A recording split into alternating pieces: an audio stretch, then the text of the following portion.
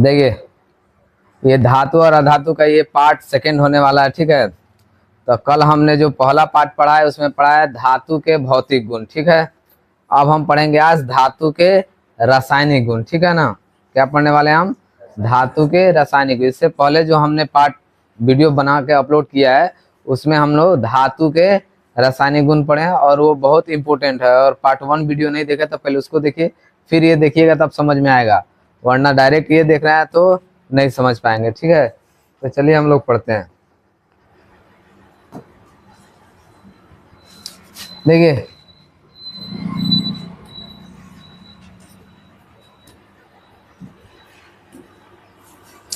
हम लोग पढ़ने जा रहे हैं धातु के क्या जी। कल हम लोग ने क्या पढ़ा था? धातु के भौतिक गुण। उसमें बहुत सारे हमने इंपॉर्टेंट टॉपिक पढ़े थे कि कौन अधातु है जो द्रव की अवस्था में रहता है, कौन धातु है जो द्रव की अवस्था में रहता है, कौन अधातु है जो चमकीला होता है। इस सभी जगहों से क्वेश्चन बनते हैं आपके एग्जाम में, तो इसको इग्नोर मत कीजिएगा, वहां से ध्यान से समझिएगा उस बात को। चलिए ऑक्सीजन के साथ पहले का हम लोग रासायनिक गुण में क्या पढ़ रहे हैं? ऑक्सीजन। अगर धातु किसे अपक्रिया करे जी? ऑक्सीजन से। तो धातु जैसे अपक्रिया करेगा ऑक्सीजन तो क्या बनाएगा? धातु के ऑक्साइड बनाता है। क्या बनाता है जी? और धातु के ऑक्साइड बना। और अम्ल भस्म चैप्टर में हम पढ़े हैं कि धातु के ऑक्साइड जो होते हैं वो किस नेचर के होते हैं जी? धातु के जो ऑक्साइड होते हैं कैसे होते हैं? भास्मिक नेचर के होते हैं, यानी क्षारीय होते हैं। और ये भास्मिक है, अगर इसको हम जल में घोल दे तो क्या बन जाएगा जी? जो भस्म जल में घुल जाए वो क्या बन जाता है? क्षार बन जाता है। जो जल में घुलेगा, जो भस्म, अम्ल नहीं भस्म।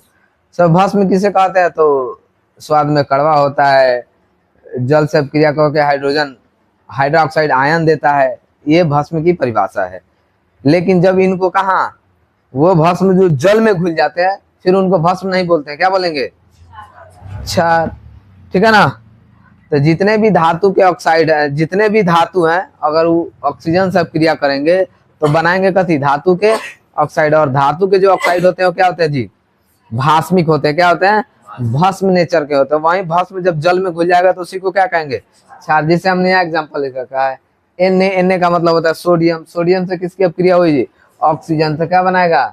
Sodium oxide. जैसे सोडियम ऑक्साइड बना गया तो ये किस नेचर का होगा जी? ये बन जाएगा आपका भास्मिक नेचर का। किस नेचर का? भास्मिक। उसी तरह मैग्नीशियम, मैग्नीशियम एक धातु है ना जी। सोडियम भी धातु है और मैग्नीशियम भी धातु है। तो मैग्नीशियम की अपक्रिया किससे कराएंगे हम? ऑक्सीजन से कराएंगे। तो ऑक्सीजन से कराएंगे तो ये क्या बनेगा? Magnesium oxide. और मैग्नीशियम ऑक्साइड किस नेचर का होगा जी?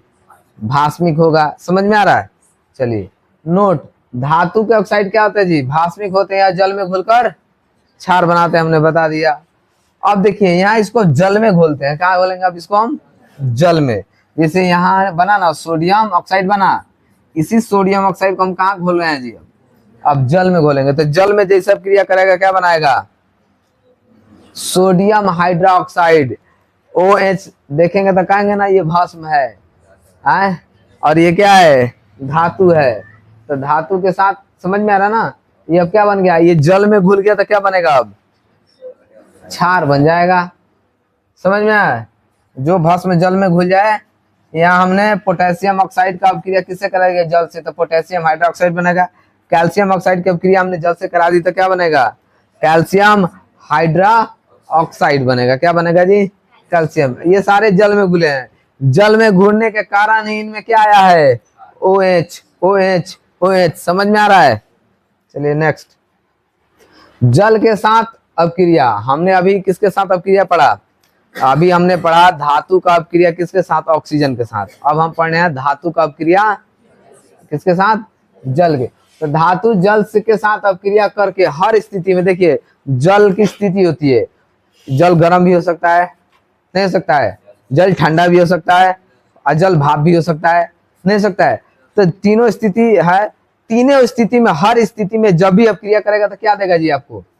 हाइड्रोजन गैस मुक्त करेगा। जैसे यहाँ लिखिए सोडियम है और ये क्या है जी? जल के साथ अपक्रिया कर रहा है। देखिए यहाँ हमने सोडियम ऑक्साइड जल के साथ अपक्रिया की, सोडियम अपक्रिया नहीं किया था, सोडियम ऑक्साइड जल के साथ अपक्रिया किया था। और यहाँ हमने सोडियम, सोडियम क्या है? धातु है ऐसा धातु जो मुलायम होता है और इसे चाकू से काटा जा सकता है, और इसे हमेशा मिट्टी के तेल यानी केरोसिन ऑयल में डुबा के रखा जाता है। क्यों? क्योंकि हवा के संपर्क में आएगा तो इसमें क्या पकड़ लेता है जी? आग पकड़ लेता है। तो ये क्या बनेगा? सोडियम हाइड्रोक्साइड, और क्या निकलेगा जी? हाइड्रोजन गैस निकलेगा। जैसे धातु किससे अपक्रिया करेगा? जल से। किससे? धातु, कोई भी धातु अगर जल से अपक्रिया करता है तो क्या बनाएगा जी? सोडियम हाइड्रोक्साइड बनाएगा। और हर स्थिति में क्या निकलेगा? ये पोटेशियम जल से अपक्रिया किया, इसी स्थिति में भी क्या निकला? Hydrogen gas. ये कैल्शियम जल से अपक्रिया, इसी स्थिति में क्या निकला? तो आपसे सवाल पूछेगा कि धातु अगर जल से अपक्रिया करता है तो कौन सी गैस बाहर निकलती है? सवाल इस तरह बनेगा। तो आपको याद रहेगा, तब मारेगा हाइड्रोजन, उसमें दे देगा हाइड्रोजन, कार्बन, ऑक्सीजन, इनमें से कोई नहीं। तो आपको अगर ये कॉन्सेप्ट याद रहेगा तब ना हाइड्रोजन मारिएगा, वरना ढूंढते रह जाइएगा जब आप कौन होगा। आगे देखिए, अब हम धातु की अपक्रिया किसके साथ पढ़ेंगे? इसलिए कि हम अभी पढ़ रहे हैं धातु का रासायनिक गुण। तो धातु का अपक्रिया किसके साथ? अब अम्ल। तो धातु पराया अम्ल के साथ अपक्रिया करके क्या बनाते हैं जी? ये भी अम्ल होगा, वो भी क्या देगा? ये भी हाइड्रोजन गैस देगा। जैसे सोडियम है, सोडियम एक धातु है, और HCl क्या है जी? HCl क्या है? एक अम्ल है। इससे अपक्रिया कराएंगे तो क्या निकला? हाइड्रोजन। मैग्नीशियम धातु है, HCl अम्ल है, इसकी अपक्रिया होगी तो क्या होगा जी? Hydrogen gas. उसको मारना एक हाथ, मर उसको, सो रही है, तेरा नींद आ रहा है? बकोल लड़की रात भर क्या करती है? डोम कहीं के। सुधा सुधा गाल पे हाथ रखो, सुधा मैट्रिक में पढ़ भी जाना चाहिए, ठीक है ना। तो ये जिंक की अपक्रिया हम अम्ल से कराएंगे। HCl एक अम्ल है, इसमें क्या निकलेगा? इसमें भी हाइड्रोजन अम्ल। यानी धातु अगर जल के साथ अपक्रिया करता है तब भी हाइड्रोजन गैस देगा, धातु अम्ल के साथ अपक्रिया करता है तब भी क्या देगा? हाइड्रोजन गैस देगा। तो इतना क्लियर हो गया। चलिए हम आगे बढ़ते हैं। अगला सवाल, नहीं अगले पेज पर, धातु की अन्य धातु के लौनों के साथ, लौनों के विलयन के साथ अपक्रिया। यानी कोई धातु है और धातु किसी अन्य धातु के लौन से अपक्रिया करेगा तो क्या देगा? तो देखिए वो क्या करता है? विस्थापित कर देता है। क्या है? धातु अगर अपने अन्य धातु के लौन के साथ अपक्रिया करेगा तो क्या करेगा? उसके जो कमजोर होगा उसको क्या करेगा जी? विस्थापित कर देगा। जैसे Zn है और यहाँ कॉपर सल्फेट है, ये जिंक है और ये कॉपर सल्फेट है। तो कॉपर सल्फेट कॉपर क्या है जी? इसमें कमजोर है। जिंक इससे क्या है जी? मोर रिएक्टिव है। बताते हैं ना, रिएक्टिव पढ़ा थे। जौन जिससे ज्यादा क्रियाशील होता है वो अपने उससे कम क्रियाशील को क्या करेगा? वहां से रिप्लेस कर देता है, यानी विस्थापित कर देता है। तो यहाँ Zn चला आएगा, अब बना देगा ZnSO4 और कॉपर क्या निकल जाएगा? बाहर निकल जाएगा। उसी तरह Fe भी मजबूत होता है किससे? कॉपर से। तो कॉपर को हटाएगा, Fe यहाँ जुड़ जाएगा, तो फेरस सल्फेट बनेगा, कॉपर बाहर निकल जाएगा। उसी तरह कॉपर आएगा, आप किसको? Ag से बरियार है कॉपर। Ag मतलब चांदी, चांदी से बरियार कौन है? कॉपर। अब कॉपर क्या करेगा? Ag को रिप्लेस कर देगा, कर दिया यहाँ, खुद इसके साथ NO3 के साथ आगे अपना बंधन बना लेगा। समझ में आ रहा है? तो धातु होता है, किसी धातु अगर किसी धातु के लौन के साथ अपक्रिया करेगा तो क्या करेगा? अपने किसी ना किसी उसके जो उससे पहले मौजूद हुआ धातु है, अगर उससे कम क्रियाशील है तो क्या करेगा? उसको विस्थापित कर देगा, यानी वहां से रिप्लेस कर देगा, वहां से उसको हटा देगा। सबसे अधिक क्रियाशील धातु कौन सा होता है जी? के का मतलब पोटेशियम। के का मतलब पोटेशियम। और सबसे कम क्रियाशील कौन होता है? Au का मतलब क्या होता है जी? सोना। औरम क्या होगा जी? सोना। तो सोना सबसे कम क्रियाशील होता है, इसीलिए सोना जल्दी खराब नहीं होता है। 100 साल बाद भी सोना उसी तरह बरकरार रहता है अपने रूप में।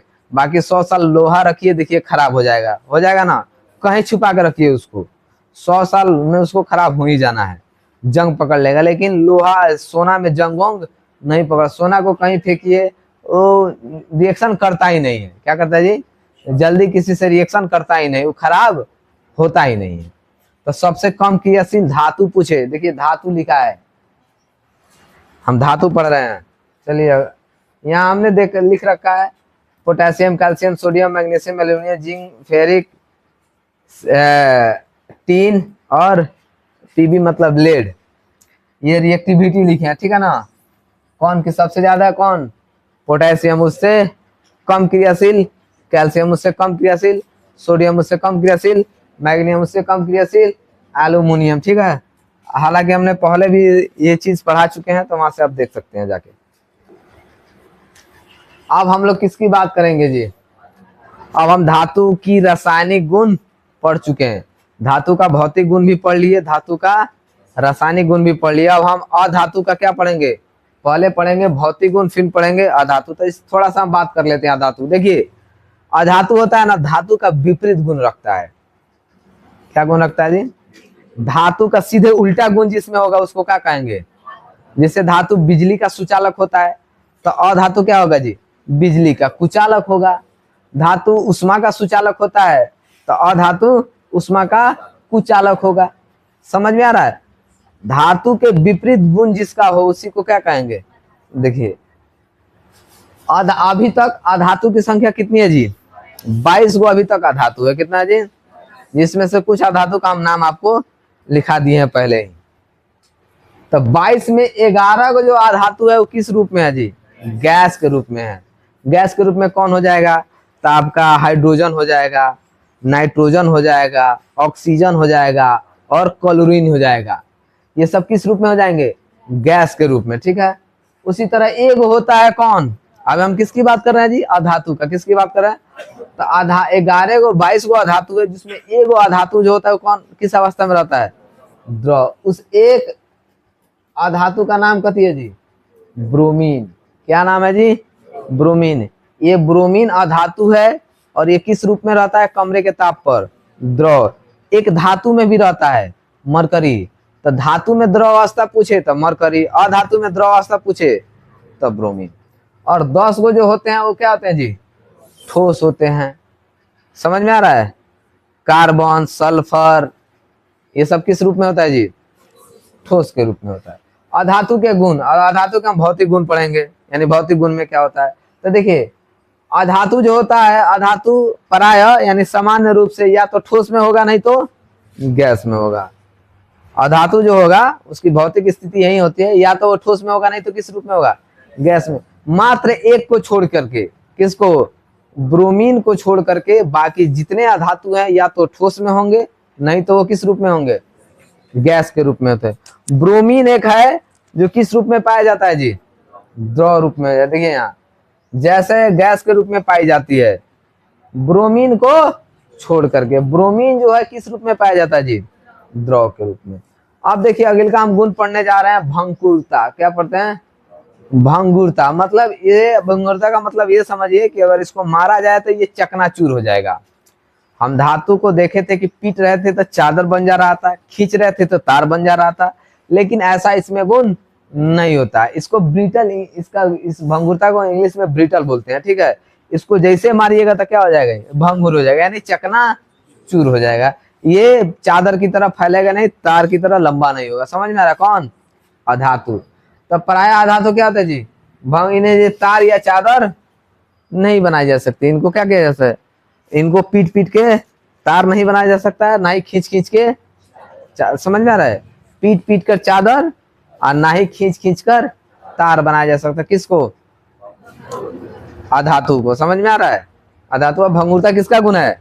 अधातु। यानी अधातु का गुण है कि उसको पीटिएगा तो क्या हो जाएगा? चकनाचूर हो जाएगा, फूट जाएगा। समझ में आ रहा है?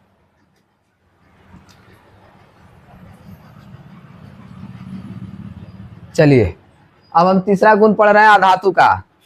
अधातु का भौतिक गुण में ये तीसरा गुण पढ़ रहे हैं।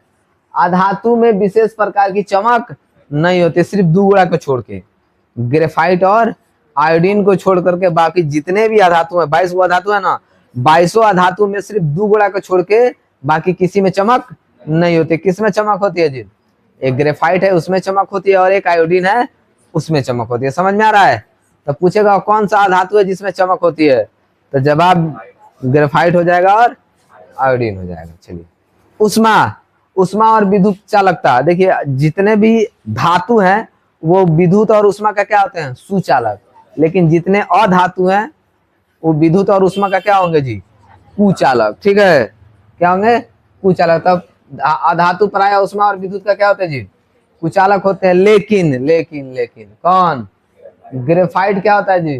विद्युत का सुचालक होता है। ग्रेफाइट एक ऐसा अधातु है, इसको छोड़ के जितने अधातु हैं वो सुचालक नहीं होते, यानी वो करंट को पास आउट नहीं करते हैं।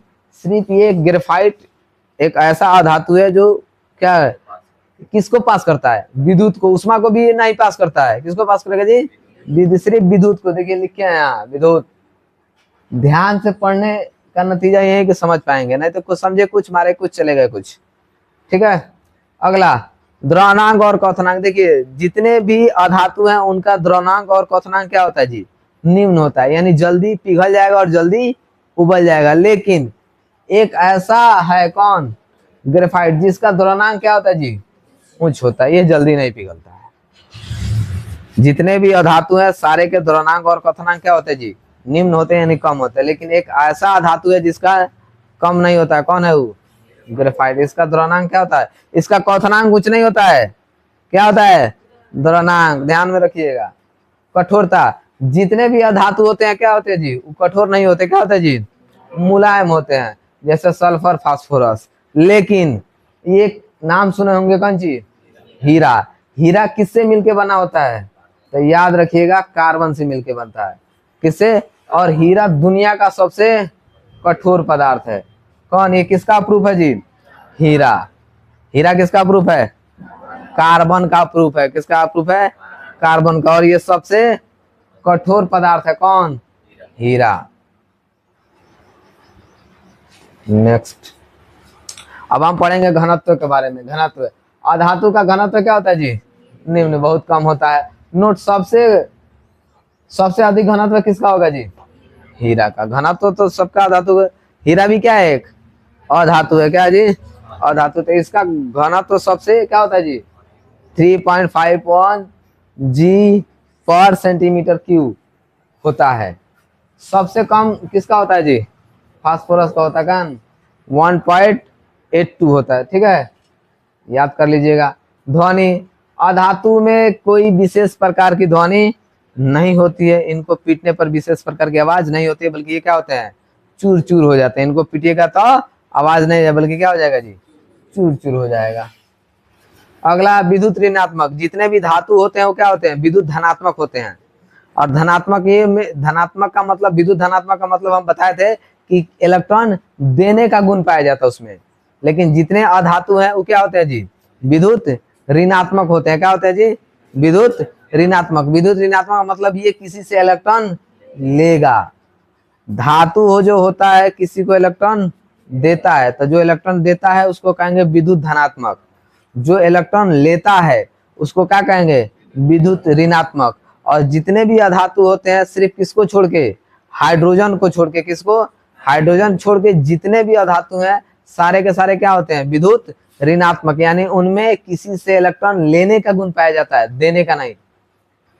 समझ में आ रहा है। हाइड्रोजन को छोड़ करके बाकी सभी अधातु विद्युत ऋणात्मक होते हैं। जैसे क्लोरीन है, तो क्लोरीन का परमाणु संख्या मालूम है ना, कितना होता है, 17 होता है। तो 2 8 7, और इसके बाहरी कक्षा में एक इलेक्ट्रॉन आ जाता है, कितना बन जाएगा, 8। इसीलिए ये क्या करता है, किसी से एक इलेक्ट्रॉन ले लेता है। क्या करता है जी, एक इलेक्ट्रॉन लेता है। तो देखिए लेगा तो प्लस ना होगा, तो प्लस होगा, तो जैसे एगो लिया है तो उसमें कितना माइनस आ जाएगा। अगर दिया रहता तो कितना आता, एगो प्लस, लिया है तो एगो माइनस। और ऑक्सीजन है, तो ऑक्सीजन के बाहरी कक्षा में 6 इलेक्ट्रॉन होते हैं, तो इसको चाहिए 2 और 8 करने के लिए। तो ये 2 इलेक्ट्रॉन लेगा तो इसमें कितना माइनस आएगा। तो जो इलेक्ट्रॉन लेता है वो विद्युत ऋणात्मक हो जाएगा, जो इलेक्ट्रॉन देता है वो विद्युत धनात्मक हो जाएगा। और धातु जो होते हैं वो विद्युत धनात्मक होते हैं, और अधातु हो जाएगा विद्युत ऋणात्मक होते हैं। आगे अब हम पढ़ेंगे किसका, अब हम अधातु का भौतिक गुण पढ़ लिए, अब अधातु का क्या पढ़ेंगे, रासायनिक गुण। ऑक्सीजन के साथ अपक्रिया, हमने ऑक्सीजन के साथ अपक्रिया पढ़ा था किसका, धातु का। अब हम किसका पढ़ेंगे, ऑक्सीजन के साथ अपक्रिया अधातु का। तो देखिए अधातु ऑक्सीजन के साथ करके क्या बनाते हैं जी, अम्लीय ऑक्साइड बनते हैं। यानी अधातु का ऑक्साइड क्या हो जाएगा, धातु का ऑक्साइड भास्मिक, धातु के ऑक्साइड भास्मिक, अधातु का ऑक्साइड अम्लीय। अम्लीय बनाते ये ऑक्साइड जल में घुल कर क्या होते हैं जी, अम्ल बनते हैं। जैसे कार्बन क्या है, एक अधातु है, ऑक्सीजन से क्रिया करेगा तो क्या बनाएगा, कार्बन डाइऑक्साइड। और इस कार्बन डाइऑक्साइड की क्रिया हम किससे करा दे, किससे, जल से, तो क्या बन जाएगा H2CO3। इसको कौन सा अम्ल बोलेंगे, कार्बोनिक अम्ल। अगर आपसे पूछा जाए कार्बोनिक अम्ल का रासायनिक सूत्र बताइए तो H2CO3 बताना होगा। समझ में आ रहा है। उसी तरह सल्फर भी क्या है, एक अधातु है, इसकी अपक्रिया किसके साथ, ऑक्सीजन के साथ, तो क्या बनेगा, सल्फर डाइऑक्साइड। क्या बनेगा, और सल्फर डाइऑक्साइड का क्रिया किसके साथ करा दे, जल के साथ, तो H2SO3 यानी क्या बनेगा, सल्फ्यूरस अम्ल। क्या बनेगा, सल्फ्यूरिक अम्ल नहीं, सल्फ्यूरस अम्ल। अगला क्लोरीन के साथ इसकी अपक्रिया कराते हैं तो देखिए क्लोरीन के साथ अपक्रिया करते हैं तो क्या बनाएगा, क्लोराइड बनाएगा। और धातु जब क्लोरीन के साथ अपक्रिया करेगा तो क्या बनाएगा, क्लोराइड बनाएगा। एक है यहाँ आपके हाइड्रोजन क्या है, एक अधातु है, क्लोरीन के साथ क्या है जी, अपक्रिया करना, क्या होगा, हाइड्रोजन क्लोराइड बनाएगा। यानी कोई भी अधातु है अगर वो क्लोरीन के साथ अपक्रिया करेगा तो क्या बनाएगा, है क्लोराइड बनाएगा। जल के साथ अपक्रिया, देखिए अधातु जल के साथ अपक्रिया नहीं करता है, जितना अधातु है वो जल के साथ अपक्रिया नहीं करता है, तो ध्यान से रखिएगा, भले याद रखिएगा, ठीक है, कि अधातु जल के साथ अपक्रिया नहीं करता। दूसरा, अम्ल के साथ भी अपक्रिया नहीं करता, जो अधातु होता है वो अम्ल के साथ भी अपक्रिया नहीं करता। ये कौन सा गुण है अधातु का, रासायनिक गुण। हाइड्रोजन के साथ अपक्रिया, अधातु हाइड्रोजन के साथ अपक्रिया करके हाइड्राइड बनाता है। क्या बनाता है जी, हाइड्राइड का निर्माण करता है। जैसे सल्फर एक क्या है जी, अधातु, हाइड्रोजन क्या है, हाइड्रोजन के साथ अपक्रिया पढ़ना है तो इसके साथ अपक्रिया क्या बनाएंगे तो क्या बनेगा, H2S। क्या बनाएगा, H2S, सल्फर हाइड्राइड, ठीक है। तो ये क्या बनाया, एक हाइड्राइड बनाया। क्या बनाया। अब देखिए ऑक्सीकारक गुण, अधातु जो होता है ना, ऑक्सीकारक जैसा अचानक आचरण, अचानक नहीं क्या जी, आचरण करती है। जितने भी अधातु है वो किसके तरह, ऑक्सीकारक का गुण पर, जितने अधातु है वो किसका गुण करेंगे, अधातु का गुण प्रदर्शित करते हैं, यानी वो ऐसा आचरण करते हैं। जैसे ये जल हो गया और क्या हो जाएगी, फ्लोरीन हो गया, एफ से क्या होता है जी, इसके साथ अब क्रिया होगा तो क्या बनेगा, हाइड्रोजन फ्लोरीन बनेगा और क्या बनेगा जी, ऑक्सीजन बाहर। तो देखिए ऑक्सीकारक है तब ना ऑक्सीजन को बाहर निकाल रहा है जी। चलिए नेक्स्ट, तो ये आपका खत्म हो गया, ठीक है। यानी आज हम लोग धातु के रासायनिक गुण पढ़ लिए, अधातु के भौतिक गुण पढ़ लिए और अधातु के रासायनिक गुण पढ़ लिए, ठीक है ना।